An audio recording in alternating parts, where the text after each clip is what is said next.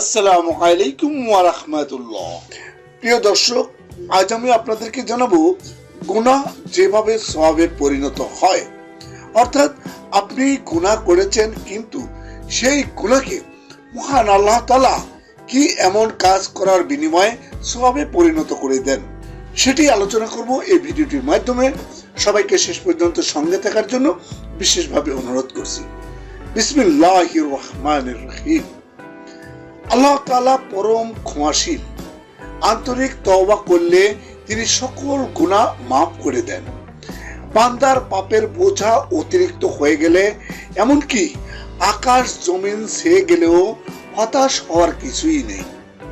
আনাস রাদিয়াল্লাহু তাআলা আনহু থেকে বর্ণিত, তিনি বলেন, আমি রাসূল পাক সাল্লাল্লাহু আলাইহি ওয়াসাল্লামকে বলতে শুনেছি, মহান আল্লাহ তাআলা বলেন, হে আদম সন্তান, তুমি যতদিন পর্যন্ত আমার কাছে দোয়া করতে থাকবে এবং ক্ষমা প্রার্থনা করতে থাকবে, আমি ততদিন তোমার গুনাহ মাফ করতে থাকব। তুমি যাই করে থাকো, আমি সেদিকে ভ্রুক্ষেপ করব না। হে আদম সন্তান, তোমার গুনাহ যদি আকাশের উচ্চতা পর্যন্ত পৌঁছে যায়, অতঃপর তুমি আমার কাছে ক্ষমা চাও, তবু আমি তোমাকে ক্ষমা করব। আমি সেদিকে ভ্রুক্ষেপ করব না। হে আদম সন্তান, তুমি যদি পৃথিবী পরিমাণ গুনাহ নিয়ে আমার কাছে আসো এবং আমার সঙ্গে কোনো কিছুকে শরীক না করে থাকো, তাহলে আমিও সম পরিমাণ ক্ষমা নিয়ে তোমার কাছে আসব। এটি তিরমিজি শরীফের হাদিস, হাদিস নম্বর 3540। মহান আল্লাহ তাআলা বলেন, আর আল্লাহর কাছে ক্ষমা চাও, নিশ্চয়ই আল্লাহ ক্ষমাকারী ও অতিশয় দয়ালু। সূরা নিসার 106 নম্বর আয়াতে এটি বলা হয়েছে। অন্য আয়াতে ইরশাদ হয়েছে, আমার বান্দাদের জানিয়ে দিন, আমি ক্ষমাশীল ও পরম দয়ালু। এটি সূরা হিজরের 49 নম্বর আয়াতে বলা হয়েছে। এমনকি কখনো কখনো আল্লাহ তাআলা বান্দার গুনাহগুলোকে সওয়াবে পরিণত করে দেন। তাই তো আল্লাহ তাআলা বলেন, কিন্তু যারা তওবা করে, বিশ্বাস স্থাপন করে এবং সৎকর্ম করে, আল্লাহ তাদের গুনাহসমূহকে নেকি দ্বারা পরিবর্তন করে দিবেন। সূরা ফুরকানের 70 নম্বর আয়াতে এটি বলা হয়েছে। এর একটা অর্থ এই যে, মহান আল্লাহ তার অবস্থার পরিবর্তন ঘটান। ইসলাম গ্রহণের আগে সে পাপাচার করত, এখন সে সৎকর্ম করে। আগে শিরক করত, এখন শুধুমাত্র আল্লাহরই ইবাদত করে। আগে কাফেরদের সঙ্গে মিলিত হয়ে মুসলিমদের বিরুদ্ধে লড়ত, আর এখন সে মুসলিমদের দলভুক্ত হয়ে কাফেরদের বিরুদ্ধে লড়াই করে, ইত্যাদি। এর অন্য একটি অর্থ হলো তার পাপগুলো নেকি দিয়ে পরিবর্তন করে দেওয়া হয়। এর প্রমাণ হাদিসেও পাওয়া যায়। রাসূল পাক সাল্লাল্লাহু আলাইহি ওয়াসাল্লাম বলেছেন, আমি ওই ব্যক্তিকে জানি যে সর্বশেষে জান্নাতে প্রবেশ করবে ও সর্বশেষ জাহান্নাম হতে বের হবে। সে হবে ওই ব্যক্তি কিয়ামত দিবসে যার ছোট ছোট পাপগুলো তুলে ধরা হবে আর বড় পাপগুলো একদিকে রেখে দেওয়া হবে। তাকে বলা হবে, তুমি অমুক অমুক দিনে এই পাপগুলো করেছিলে। সে স্বীকৃতি সূচক জবাব দিবে এবং অস্বীকার করার কোনো ক্ষমতা তার থাকবে না।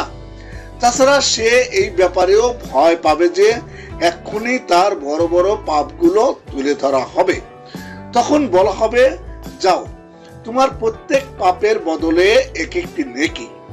আল্লাহর এই দয়া দেখে সে বলবে, এখনো তো আমি আমার অনেক আমল দেখছি না। এই কথা বলে রাসূল পাক সাল্লাল্লাহু আলাইহি ওয়াসাল্লাম হেসে ফেললেন, এমনকি তার দাঁত দেখা গেল। তওবা করলে আল্লাহ তাআলা খুব খুশি হন। রাসূল পাক সাল্লাল্লাহু আলাইহি ওয়াসাল্লাম বলেন, তওবায় আল্লাহ তাআলা এতই খুশি হন যে, যেমন তোমাদের কেউ গরম মরুভূমিতে উটকে গাছের ডালে বেঁধে ঘুমিয়ে পড়ল। সে উটের সঙ্গে খাদ্য পানীয় সহ সব আসবাব ছিল। ঘুম থেকে জেগে দেখলো তার উটটি আগের স্থানে নেই। এদিক ওদিক খুঁজে কোথাও পাওয়া গেল না। যখন সে একেবারে নিরাশ হয়ে গেল তখনই দেখলো তার উটটি যথা স্থানে রয়েছে। এমন মুহূর্তে সে ব্যক্তি যতটুকু খুশি হবে, কোন বান্দা তওবা করলে মহান আল্লাহ তাআলা তার চেয়ে বেশি খুশি হন। তওবা জান্নাতের সোপান। তওবার মাধ্যমে মানুষ যাবতীয় গুনাহ থেকে আল্লাহর কাছে ফিরে আসে। হাদিস শরীফে তওবার অসংখ্য ফজিলত বর্ণনা করা হয়েছে, যাতে মানুষ আল্লাহর বিধান থেকে গাফেল না হয়। আল্লাহ তাআলা বলেন, হে মুমিনগণ, তোমরা আল্লাহর কাছে তওবা করো যাতে তোমরা সফলতা লাভ করতে পারো। এটি সূরা নূরের 31 নম্বর আয়াতে উল্লেখ করা হয়েছে। অন্য আয়াতে আল্লাহ তাআলা বলেন, তোমরা আল্লাহর কাছে আন্তরিকভাবে তওবা করো। এভাবে অনেক আয়াতের মাধ্যমে আল্লাহ তাআলা বান্দাকে তার কাছে তওবার নির্দেশ দিয়েছেন। তওবার প্রতি গুরুত্ব আরোপ করে প্রিয় নবী রাসূল পাক সাল্লাল্লাহু আলাইহি সাল্লাম ঘোষণা করেন, হে মানব মণ্ডলী, তোমরা আল্লাহর কাছে তওবা করো, কেননা আমি প্রতিদিন 100 বার তওবা করি। সুতরাং গুনাহ সংগঠিত হোক বা না হোক, কোরআন ও সুন্নাহর বিধান পালনে দুনিয়া ও পরকালের সফলতা লাভে কোরআন সুন্নাহর নির্দেশ মতো প্রতিদিন তওবা করা বান্দার খুবই জরুরি। মহান আল্লাহ তাআলা আমাদের সকল মুসলিমকে আন্তরিকভাবে তওবার মাধ্যমে কোরআন সুন্নাহয় ঘোষিত উপকারিতা লাভের তৌফিক দান করুন, আমিন। প্রিয় দর্শক, যদি আমার ভিডিওটি ভালো লেগে থাকে এবং এই ধরনের ভিডিও আরো পেতে চান, তাহলে অবশ্যই চ্যানেলটি সাবস্ক্রাইব করবেন এবং ভিডিওটি শেয়ার করে সকল মুসলিম ভাই বোনদের কাছে পৌঁছে দিবেন।